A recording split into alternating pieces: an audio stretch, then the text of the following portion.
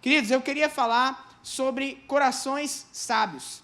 Eu tenho, nos últimos dias, pensado nisso, em como tem pessoas que elas têm facilidade de ouvir e aprender, e outras pessoas têm dificuldade de ouvir e abrir mão das suas verdades. E quanto mais você estiver aberto a ouvir o que é bom e a reter também o que é bom, porque você escuta de tudo, mais fácil fica de você se tornar alguém sábio. Sabe o que eu acho interessante? Moisés, lá no Salmo 90, no versículo 12, já no fim da sua vida, ele escreve o seguinte: Senhor, ensina-me a contar os meus dias, para que eu alcance coração sábio. Vamos entender esse texto. Ensina-me a contar. Quando ele está falando em contar, ele está falando: Senhor, ensina-me a considerar os dias que eu tenho vivido. Meu querido, isso é muito interessante, sabe por quê? Porque quem sabe passou segunda-feira e você não considerou o dia de hoje. Como assim eu não considerei? Você não considerou o que Deus quis te ensinar nesse dia.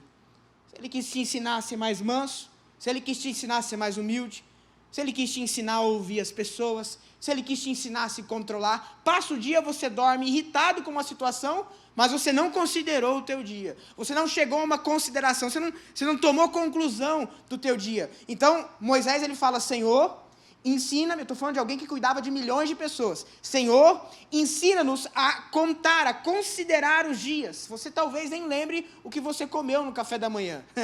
Para você ver como isso é grave, né? A gente às vezes nem lembra o que comeu no meio-dia, né? Não sabe o que comeu ontem. Então, ensina-me a contar, a considerar o que aconteceu no meu dia hoje, para que eu alcance um coração sábio. Eu já falei aqui outras vezes que a sabedoria significa a prática daquilo que eu sei. Sabedoria é a prática do conhecimento. Então, quando eu descubro o que Deus que quis me ensinar no dia de hoje, eu retenho aquilo, e quando eu considero aquilo de fato, eu consigo aplicar isso, ser sábio nisso. Deixa eu te falar, não é em vão que você está com as pessoas que você está ao teu redor. Não é em vão.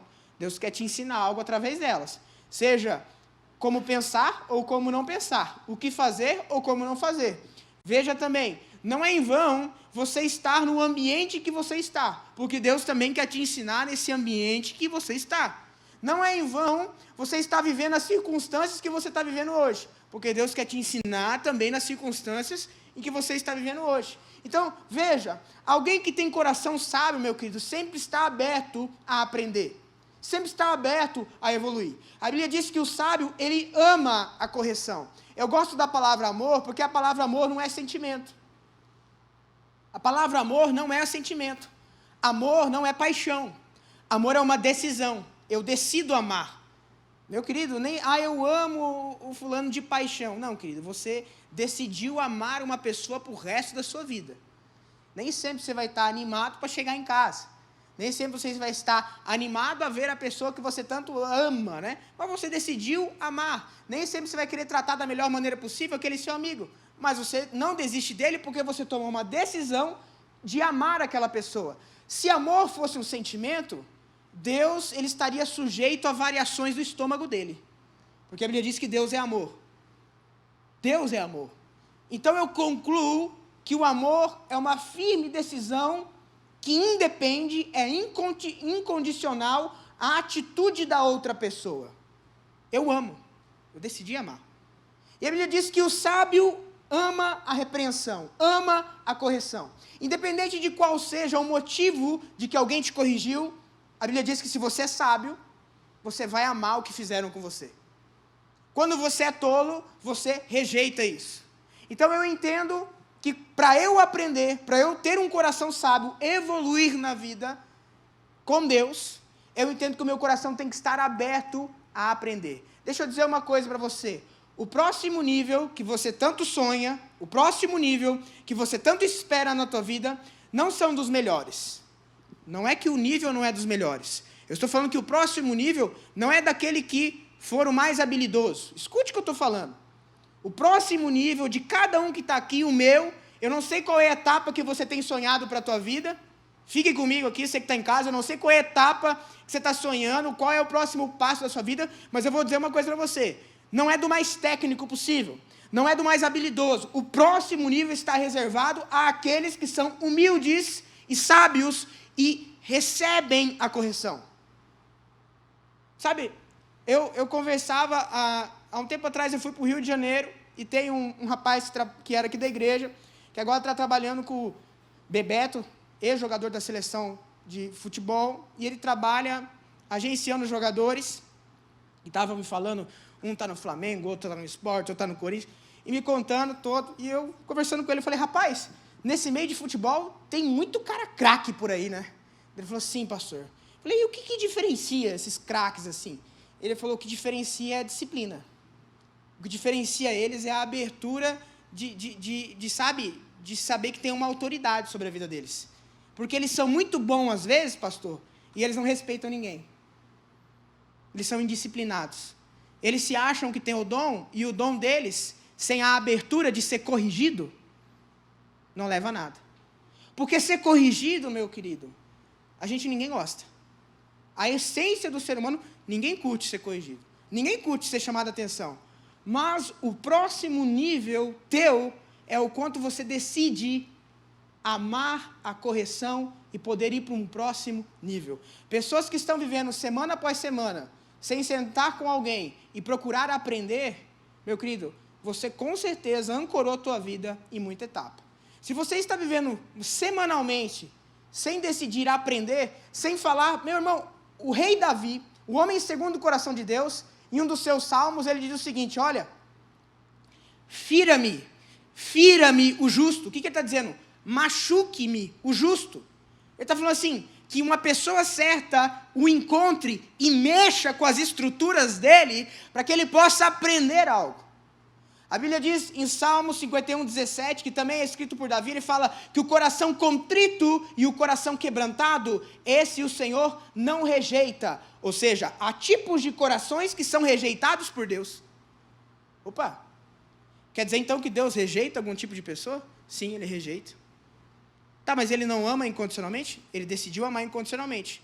Agora, não tem como você ter um relacionamento de aceitação mútua se há um coração que não dá abertura para receber a presença de Deus. A Bíblia diz que se hoje o Espírito Santo estiver... Olha que interessante, Hebreus 3, capítulo 3, versículo 7, 8, diz assim, olha, se hoje vocês ouvirem a voz do Espírito Santo, não endureça os vossos corações, como fez o povo no deserto. Meu irmão, peraí, fica comigo aqui, você que está em casa, presta atenção nisso, presta bem atenção nisso aqui.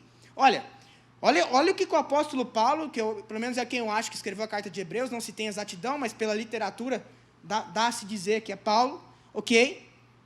Mas olha o que ele diz. Se Deus falar com vocês hoje, não endureça o coração de vocês. Sabe o que me faz parar para analisar? Que muitas vezes Deus não vai falar o que eu vou curtir ouvir. Me parece que Deus vai falar o que eu não quero mudar. Me parece que Deus vai mandar eu abrir mão de algo que eu não quero abrir mão. Me parece que eu vou ter que ser sábio, eu vou ter que amar, porque ele é um pai que ama, e o pai que ama, se ama de verdade, corrige, faz mudar, manda abrir mão, manda repensar, deixa sofrer. Eu falava com o pai esses dias, uma situação em que ele falava assim, porque meu filho está assim, eu falei, mas você sempre salva ele. Você sempre está salvando ele. Deixa ralar. Deixa machucar. Mas não aguento. Eu falei assim, mas então, querido, uma hora você não vai estar aí, a vida vai fazer isso. Então, quanto mais cedo ele entender que é bom ralar, que não dá para colocar o dedo ali, você orienta, mas deixa se machucar um pouco. Permita. Deus é um pai perfeito. E ele está dizendo, se hoje falar com vocês, não endureça o coração. Nem sempre Deus vai falar aquilo que eu quero ouvir. E eu tenho que estar aberto. Há um tipo de coração em que Deus abraça. E há tipo de coração que não tem como ele abraçar. Sabe por quê? Porque é a pessoa que entende-se, que sabe tudo, que é boa demais. Ela é muito boa. Não tem nada. Ela chega num ponto e ela, em vez de aprender, ela quer dar dica. Né? Em vez dela entender que ela está ali para aprender, ela quer ensinar. Você falou para mim, mas peraí, eu vou também falar para você aqui. Cara, fica quieto. Eu tenho um hábito na minha vida, meu querido, e eu toda semana pago cafés para pessoas que eu acho que eu tenho que aprender com elas. Todo um almoço, alguma coisa. Eu sento com a pessoa e eu aprendo. Aprendo com as pessoas. Sento e aprendo. Pergunto, eu faço pergunta. Eu vejo que isso aqui, eu aprendo com todo mundo. Aprendo como sei e como não sei também. Nem sempre aprendo coisa boa. Na verdade, sempre aprendo coisa boa. Aprender como não ser também é uma lição. Agora, de tudo, pastor, se você fosse me dizer algumas chaves para eu ter no meu coração, o que você diria para mim? Eu diria que ter chaves para blindar o seu coração é a coisa mais maravilhosa que você pode ter na tua vida. Provérbios 4, 23 diz que sobre todas as coisas que eu devo guardar o meu coração, porque do meu coração procede as fontes da vida. Então, você está vivendo hoje aquilo que está guardado no seu coração. A sua vida familiar está fluindo conforme a fonte de vida que está dentro do seu coração. A sua vida profissional está fluindo conforme a fonte de vida que está no seu coração. Coração, a Bíblia fala, não é esse órgão pulsante que você vê que está bombeando sangue no corpo inteiro. Quando a Bíblia fala em coração, está falando em mente. Então, aquilo que você pensa acerca de algo é o que tem regido a sua vida.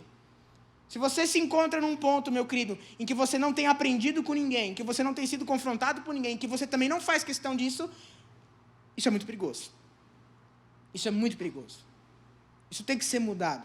A Bíblia diz que, Jesus ele fala, olha, é melhor que eu vá, porque quando eu for, eu vou deixar o meu Espírito Santo dentro de vocês, e o meu Espírito Santo vai ensinar a vocês todas as coisas. Meu querido, se Deus falou que o Espírito dele estaria sobre mim, me ensinando as coisas, significa que eu não sei. Significa que eu tenho que aprender. Significa que tudo que está acontecendo é para eu tirar uma boa lição disso. Significa que eu tenho que evoluir. E meu querido, a pior pessoa soberba, sabe quem é? Não é o cara que é meramente arrogante e não escuta os outros. O pior soberbo que pode existir, sabe quem é? É aquele que está acomodado. Esse é o pior. Sabe por quê? Porque para ele, tudo que ele tem, ele está exaltado, ele está bem. Estou bem, eu sou um rei. Eu não aprendo nada, eu não evoluo nada, eu não tenho curiosidade de nada, eu estou na minha, veja como a minha vida é maravilhosa. Esse é o pior soberbo que tem, meu querido. Eu já me peguei muitas vezes nessa vida, eu falo assim, não, mas eu sou um cara muito ensinável, mas eu me acomodei em muitas áreas da minha vida, e eu acho que está tudo certo. E você não foi feito, meu querido, para não estar aqui em constante evolução. O universo que Deus criou está em constante expansão. Você está aqui justamente para expandir sua mente. A Bíblia diz que nós temos que nos arrepender, que significa mudar a nossa mente, porque o reino de Deus é chegado. Enquanto o reino de Deus não alcança plenitude na minha vida e na tua vida, significa que há espaço na tua cabecinha e na minha cabecinha para nós mudarmos a nossa mentalidade acerca de finanças, acerca de família, acerca de relacionamento, acerca de ouvir uma pessoa, acerca de tudo. Deus está querendo mudar a nossa mentalidade. Então, de tudo que você deve guardar, guarde seu coração, guarde a maneira com que você pensa. Agora, pastor, como? Primeiro, seja ensinável. Querido, olha o que Moisés fala, olha, considere o dia de vocês. Gente, Deus colocou pessoas ao seu lado para você aprender com elas. Deus ama usar pessoas. Deus ama. Colocou pessoas para você aprender a como não fazer, a como não ser, e também colocou pessoas ao seu lado para você aprender a como ser. E se você tem dúvida, como eu disse semana passada, marque um café com ela, senta e faça perguntas. Agora, evolua, aprenda, considere os seus dias. Eu acho incrível, meu querido, que quando você blinda o teu coração e você entende que você está para evoluir, uma característica que você desenvolve, a característica que todo sábio desenvolve, sabe o que é? O sábio ama a repreensão. Quer ver se você é inteligente ou não? A primeira coisa é que teu coração não é um coração ofendido. Você é um cara que não se ofende. Você retém e não se ofende. Em 1 Coríntios, no capítulo 9, versículo 19, olha o que o apóstolo Paulo ele fala. Característica de um coração sábio. Porque sendo livre de todos, ou seja, o meu coração é livre do que vocês estão falando de mim, eu consegui me fazer escravo de todos vocês, a fim de ganhar o maior número possível. Ou seja, meu coração podia escutar o que fosse, eu retenho o que é bom, eu retenho o que me serve e eu não fico ofendido. Para mim é tão tranquilo ouvir o que você está falando de mim, que para mim servir você, amar você, eu não tenho problema nenhum, sabe por quê? Porque eu peguei o que você me falou e eu retive o que foi bom para mim. O que não foi bom para mim, eu joguei fora. E por isso, para mim, servir você é a coisa mais fácil do mundo, porque o que você fez para mim não me ofendeu. Se eu vou ser sábio, a Bíblia diz que eu tenho que amar a repreensão. Para eu amar a repreensão, eu não posso ser alguém ofendido. Gente, sabe, as pessoas, talvez tenha alguém aqui que é inteligentíssimo, várias pessoas, com certeza.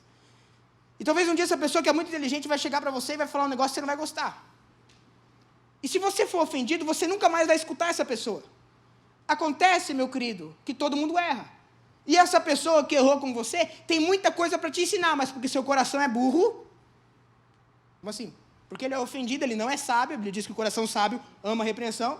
Como não dá para falar nada para você que você não goste, você se rebela contra a verdadeira sabedoria e você também não aprende mais nada. Eu acho incrível que Davi, meu querido, quando ele chega para matar Golias, antes dele matar Golias, um dos seus irmãos fala para ele o seguinte: rapaz, o que você está fazendo aqui? Você deveria estar cuidando das, olha o termo que ele disse, das poucas ovelhas malhadas do nosso pai. Meu querido, não era só poucas ovelhas. As ovelhas ainda eram malhadas, que era um termo de desprezo. Tipo assim, elas não são nem branquinhas, é isso que ele está querendo dizer. Era mais valorizada na época.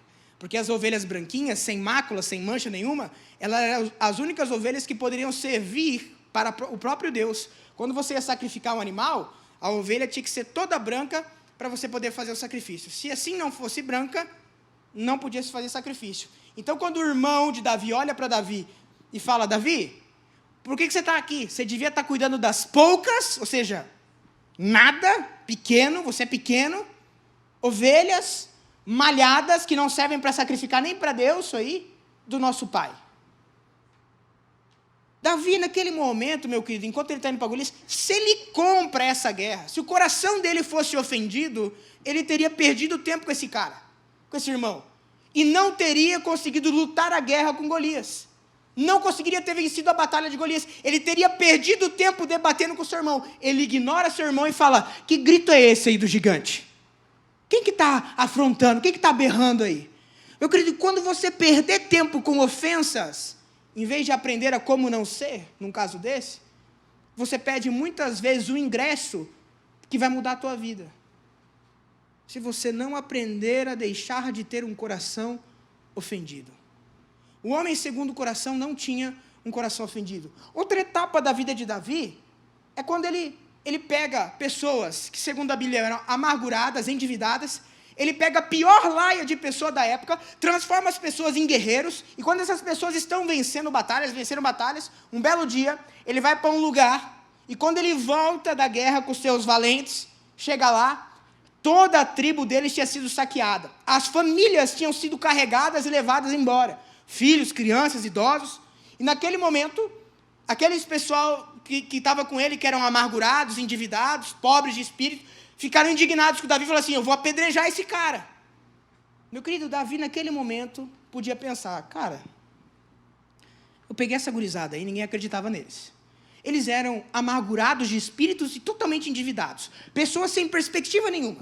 Eu transformei eles no exército mais poderoso de Israel. E agora eles querem me apedrejar? E Davi poderia ter reunido ali, acabado aquele negócio, brigado com a turma, e não feito nada. Sabe o que Davi fez? Ele falou assim: olha, gente, vocês estão falando isso aí? Só um minuto aí que eu vou orar. Eu vou orar e eu volto com a resposta.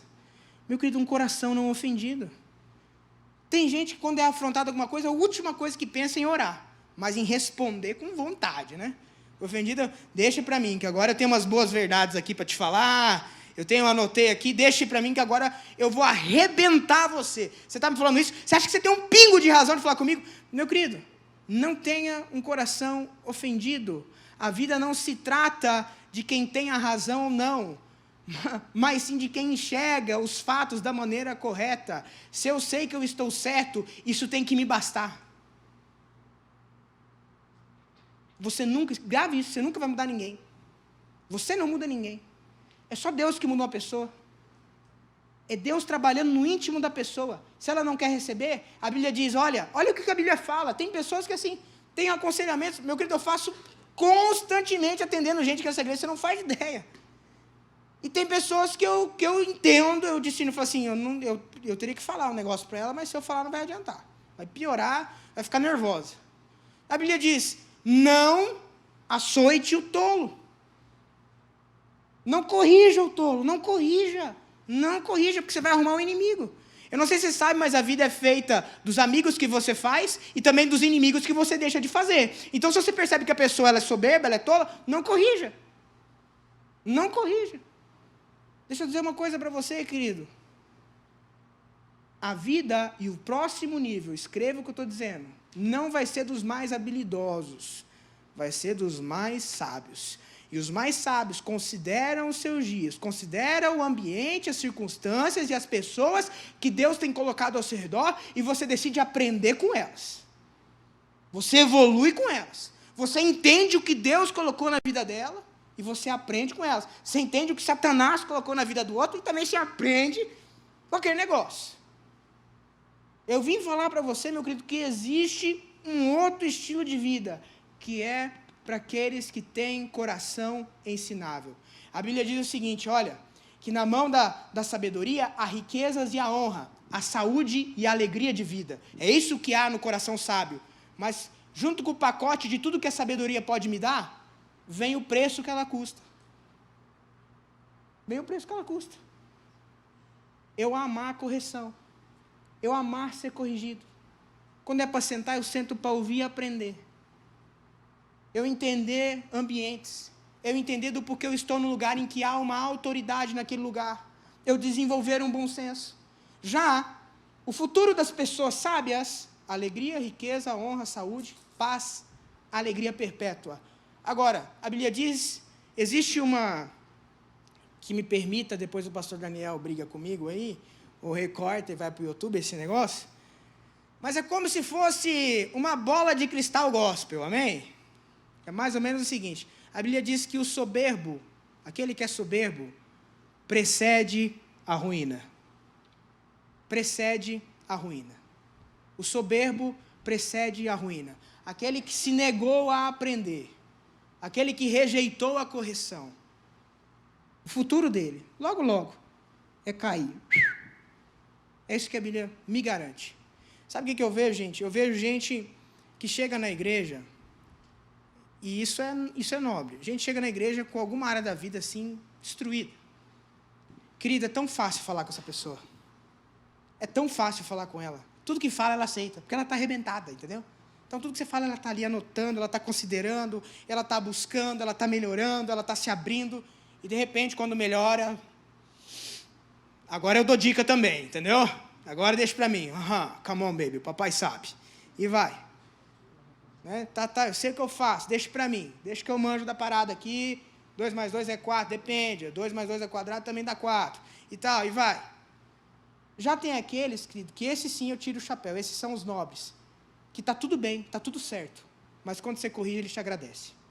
Cara, esses aí, eu vou dizer, eu me apaixono todo dia por algumas pessoas. Pela nobreza que há na vida delas. Pessoas que poderiam olhar e falar, cara, mas eu sou melhor que você, mas você está me corrigindo? Realmente, eu vou considerar o que você está me falando. Eu vou ouvir o que você está me falando. Isso é nobre demais. Isso é muito nobre.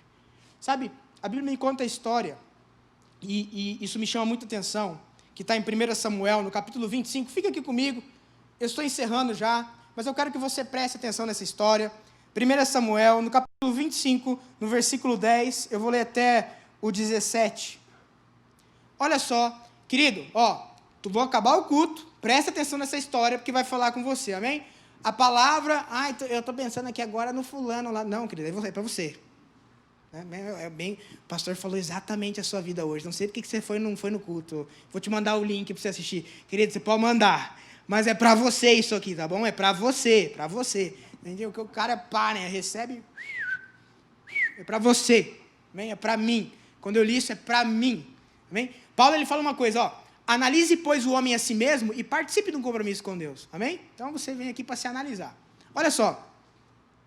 Nabal, para você entender quem é esse cara, Nabal é um homem que morava no Carmelo. Até hoje, o Carmelo é uma região nobre. Carmelo é onde Elias fez o sacrifício e o fogo caiu do céu. Você um dia vai lá no Carmelo para ver o que aconteceu lá. Para você ver aonde que o ajudante de Elias subia a montanha, você vê que ele foi 7 vezes e voltou para ver se estava vindo uma nuvem. É incrível. Você vai um dia lá, você vai ver aquele negócio lá em Israel. E, amém, aí você vai. Quem falou amém, você vai, que assim seja. Você vai um dia lá em Israel, vai ver o Carmelo. Amém. A grande maioria vai, amém? Glória a Deus. Olha só, Nabal morava naquela região, uma região que até hoje é caríssima. Esse cara tinha Mais de 3.000 bezerros. Esse cara era muito, muito, muito rico. E, vamos ler a história ali. Respondeu Nabal aos moços de Davi, e disse: quem é Davi e quem é o filho de Jessé? Muitos são hoje em dia os servos que fogem ao seu senhor. Tomaria eu, pois, o meu pão e a minha água e a carne das minhas reses que degolei para os meus tosqueadores e o daria a homens que eu não sei de onde vêm? Então os moços de Davi puseram-se a caminho, voltaram e, tendo chegado, lhe contaram tudo segundo todas essas palavras. Pelo que disse Davi aos seus homens: cada um cinja a sua espada. E cada um colocou a sua espada, cingiu a sua espada, e também Davi a sua. Subiram após Davi uns 400 homens, e 200 ficaram com a bagagem. Nesse meio tempo, um dentre os moços de Nabal o anunciou a Abigail, mulher de Nabal, dizendo: Davi enviou do deserto mensageiros a saudar o nosso Senhor, porém o nosso Senhor disparatou eles. Aqueles homens, porém, nos têm sido muito bons. Os homens de Davi são muito bons para nós. E nunca fomos agravados por eles. E de nenhuma coisa, meu irmão, nenhuma coisa sentimos falta em todos os dias de nosso trato com eles, quando estávamos no campo.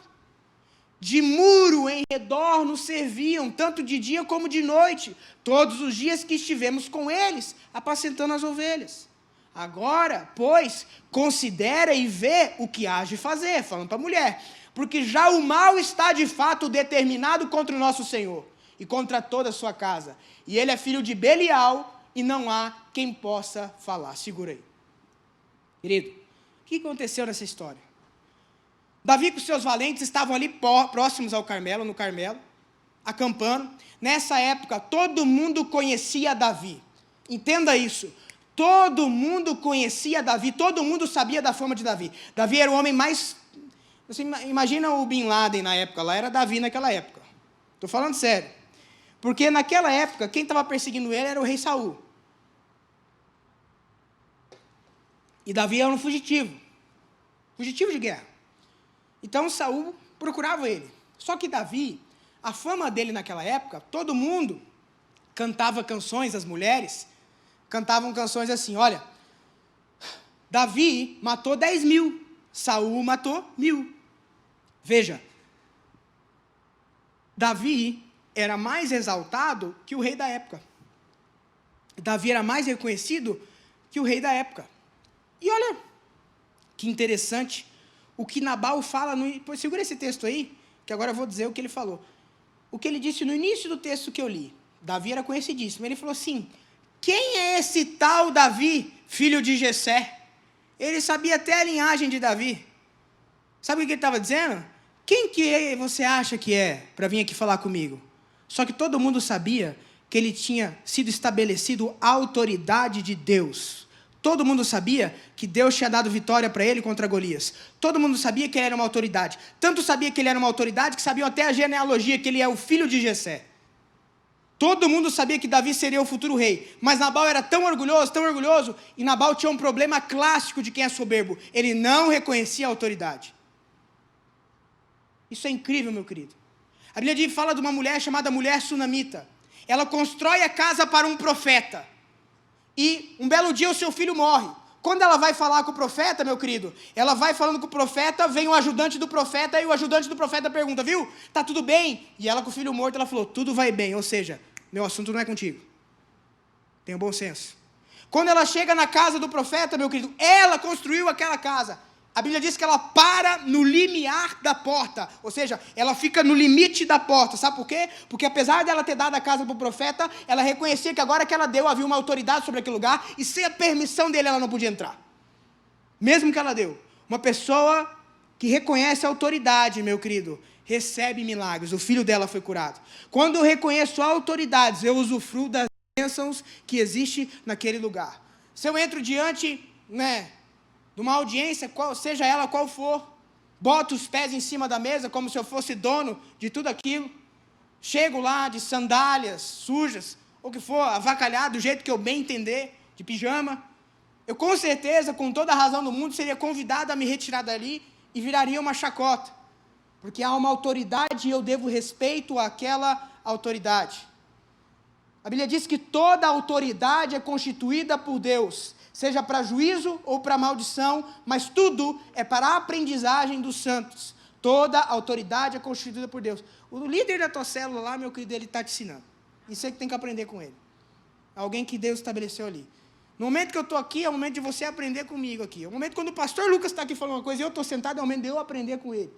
Porque foi estabelecida uma autoridade e eu tenho que reconhecê-la para prosperar na minha vida. A Bíblia diz que quando eu reconheço isso, eu prospero. A Bíblia diz que o povo é destruído porque lhe falta conhecimento. E a primeira coisa de quem é sábio e usufrui do conhecimento, consegue aplicar o conhecimento, é quando ele reconhece que existe uma autoridade. Quando ele se fecha com o coração para autoridades e quer viver uma anarquia na vida dele, meu querido, ali está o primeiro passo da soberba e logo em seguida a morte, a ruína, cai.